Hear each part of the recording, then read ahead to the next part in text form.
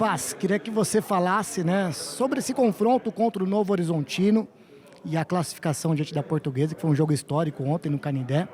E se puder falar também sobre o ato que teve o torcedor da Portuguesa em relação ao Hugo Souza no final da partida. Obrigado.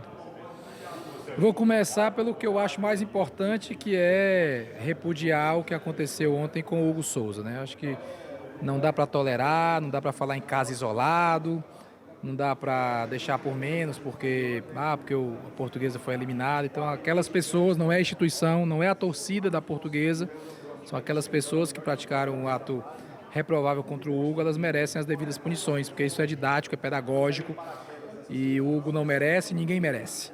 Né? Então, já provocamos a Federação Paulista quanto a isso, a Portuguesa já fez uma nota também repudiando a situação.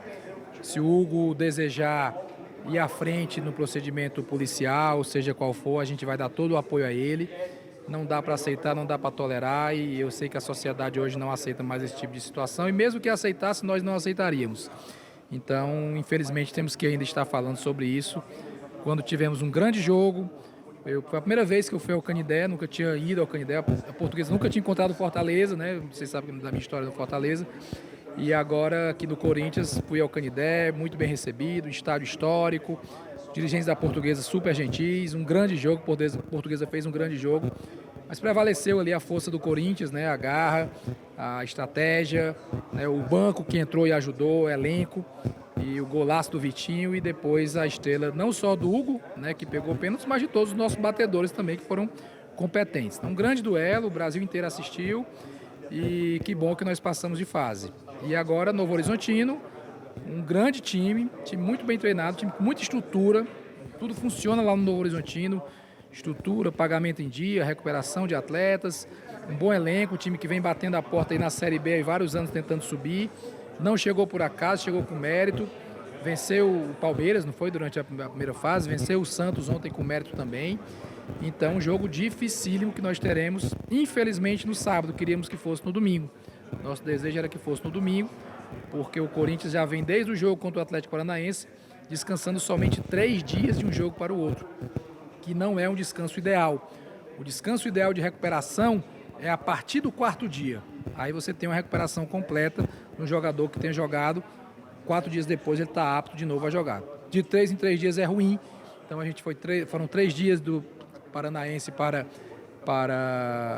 esse jogo da Portuguesa, serão 3 dias da Portuguesa para o Cruzeiro e somente 3 dias do Cruzeiro para a semifinal. Então isso nos dá prejuízo técnico de descanso, de recuperação. Infelizmente não foi possível por questões comerciais, contratuais. Aqui não é uma crítica à federação, jamais. A federação faz o que é possível, mas existem contratos, né? Os detentores escolheram um jogo no sábado, um jogo no domingo, escolheram qual jogo fazer.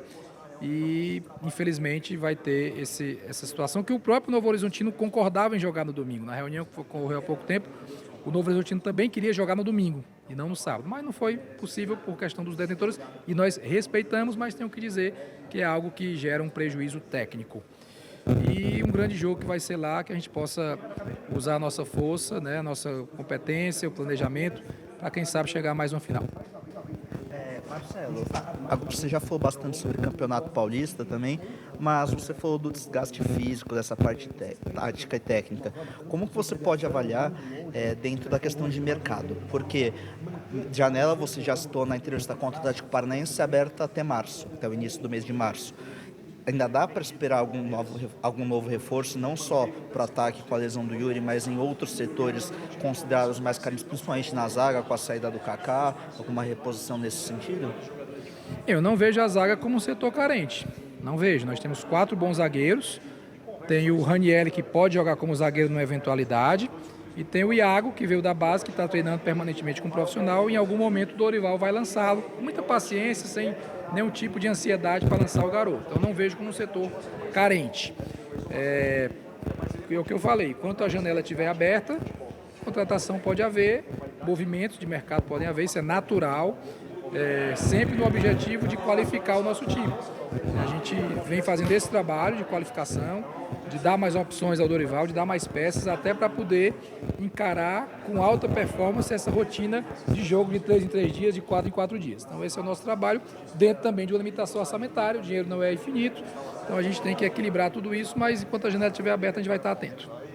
Marcelo, ontem a gente teve uma ação muito bacana entre as torcidas organizadas do Corinthians e da Portuguesa, ali pelo retorno das duas torcidas, né, em clássico com duas torcidas. Você viveu muito tempo lá em Fortaleza, você sabe muito bem como é bonito esse espetáculo, né? O que você pode falar que o Corinthians, de repente, já vai conversar com a federação, que o Corinthians pode ajudar essa briga que hoje as torcidas organizadas do Corinthians meio que toma a frente para esse retorno aí de uma possível clássico com duas torcidas, né?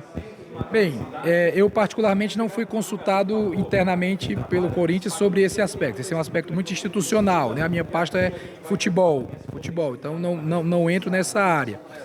A nível pessoal, eu acho que o futebol ele ganha muito quando tem clássico com duas torcidas. O espetáculo, o jogo é diferente quando tem duas torcidas.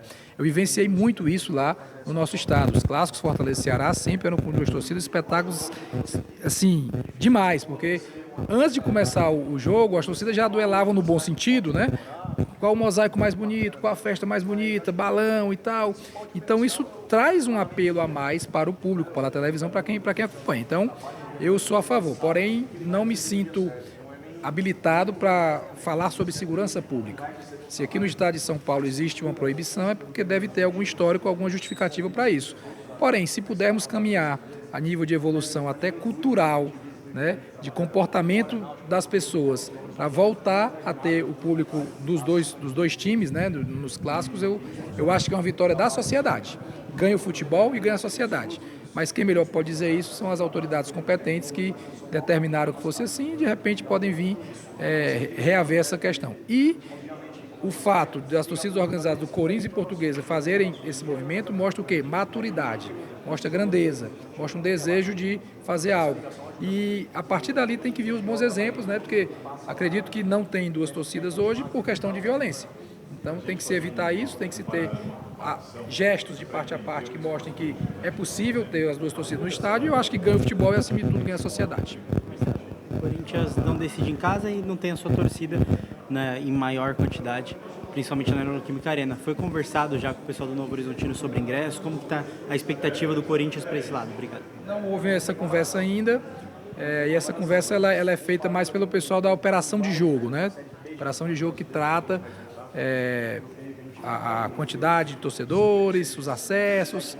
Tenho certeza que vai haver um entendimento breve e rápido aí, como teve com a Portuguesa, que a Portuguesa teve a grandeza também de dividir o estádio, né? Eu acho que isso foi legal e o espetáculo ficou muito bonito para isso.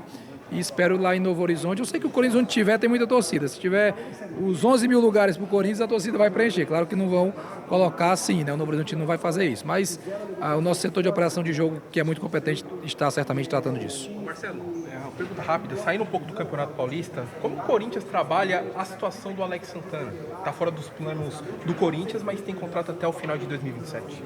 É um atleta que tem contrato com o clube, que existem procura de outros clubes por ele, e eventualmente ele deve se dirigir para algum outro clube. É um atleta que a gente respeita muito, que tem um histórico no futebol brasileiro, mas no momento ele não deve fazer parte dos planos do Corinthians e naturalmente a tendência é que ele possa ir para um outro clube.